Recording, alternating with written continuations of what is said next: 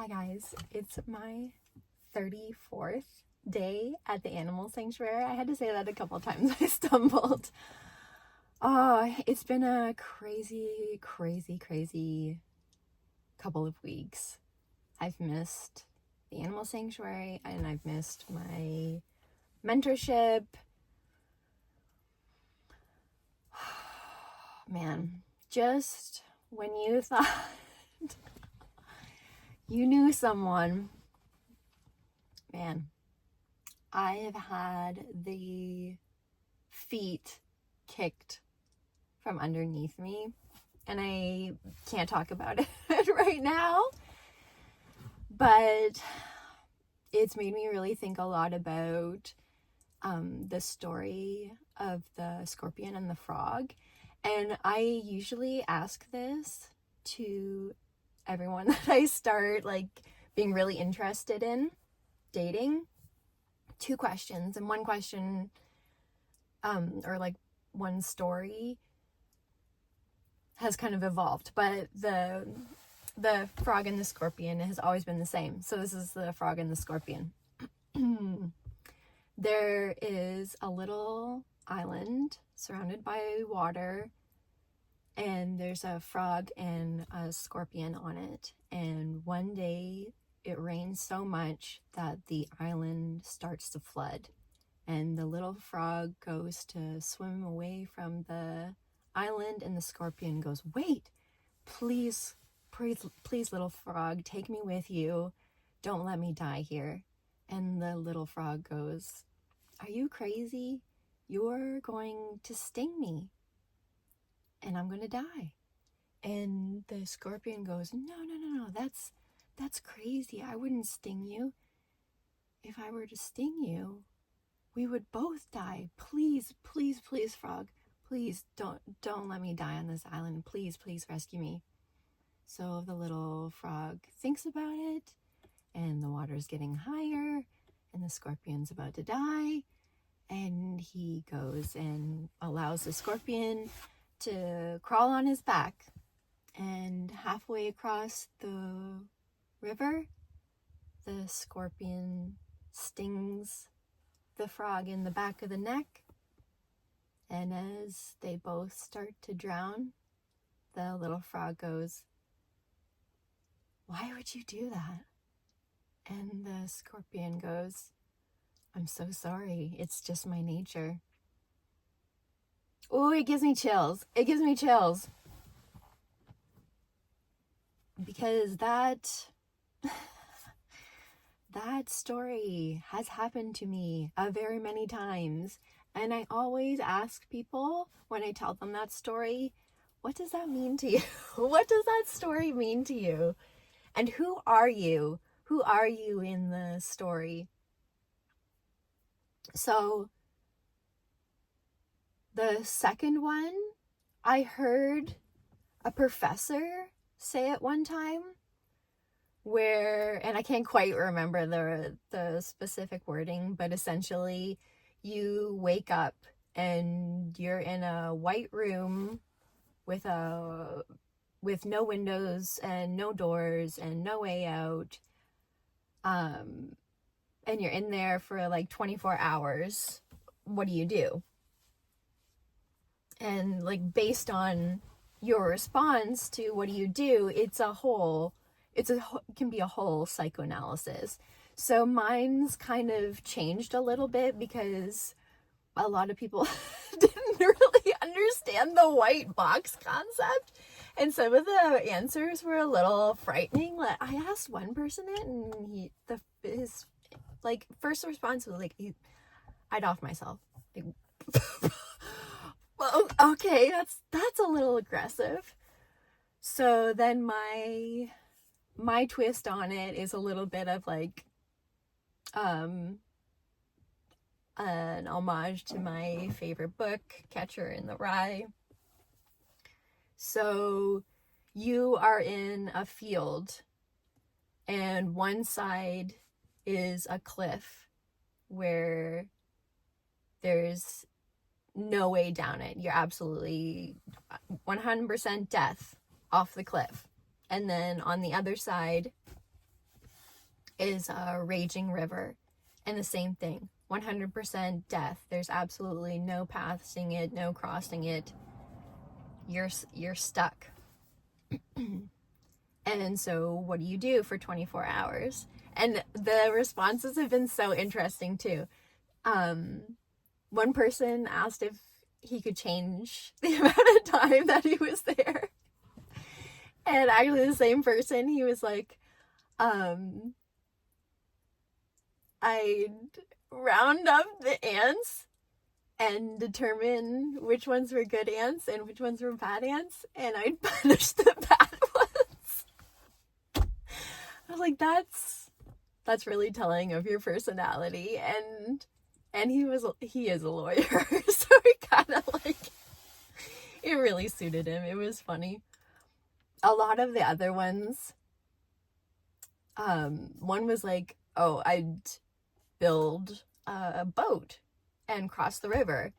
And it's like, no, I already said 100% certain death. So he was like trying to change the rules so he could win, I guess. So I thought that was really interesting. Mine is I would just enjoy the day. I'd lay in the sun. I'd probably like play by the water. I'd go look over the cliff. I'd just enjoy the day. If it was raining, I'd enjoy the rain. Like, it's just, that would be bliss for me. But so many people are like, I want to get out of there. How can I get out? And it's like, no, that's the whole point, is that there's no way out. Anyways, yeah, that scorpion story really has me thinking today how true it is. Just how freaking true it is.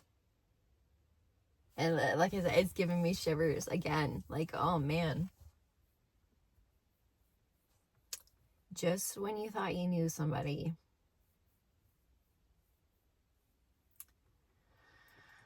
I really struggle with trust. And it's like, just keeps taking them off the list. So I haven't seen the pigs in a while. I'm excited to see them. I think it's going to be nice today. It looks a little cool. I hope you guys are having a great day. Let's go see the pigs. Bye. Hello, good morning.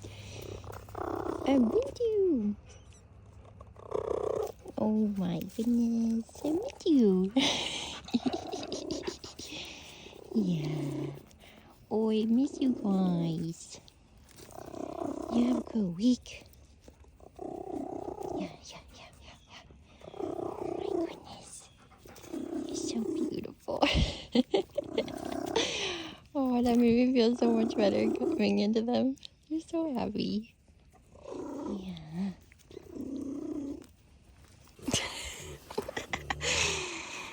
Hi, good morning. Good morning, Archimedes.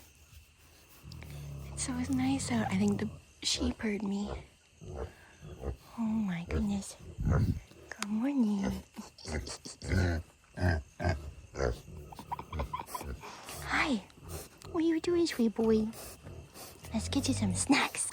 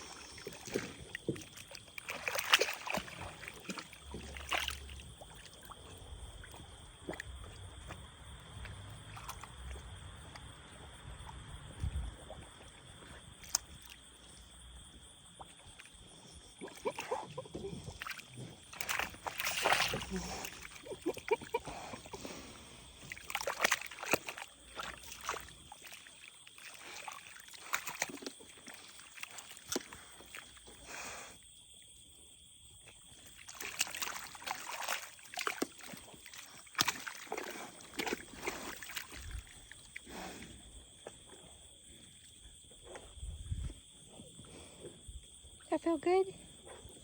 Yeah. A good boy. Who's that little angel, Arla? Who's that little angel, Arla? Oh my goodness, you're so beautiful. There's Irv. Everybody's hungry today. The sheep are saying hi to me. Oh, that's Donald.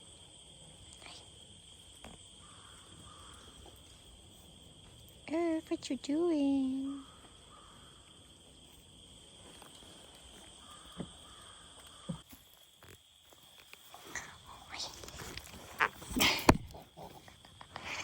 What are you doing?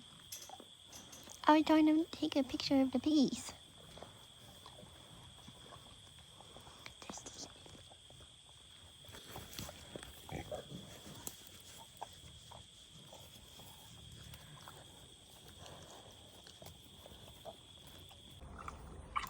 Look at this. We're friends now. Oh, we're friends now. Look at that. What a pretty kitty. Oh, yeah. Now we're friends. You are very pretty. This one was just letting me pull out its mats. He never lets me touch him. Oh, what a little cutie.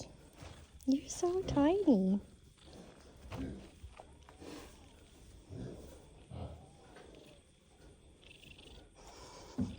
I usually call this one hard to get because she like runs by me super fast. What a little cutie. What about you? Do you want to say hi again? Wanted to get some of his fur out. See it all in the back.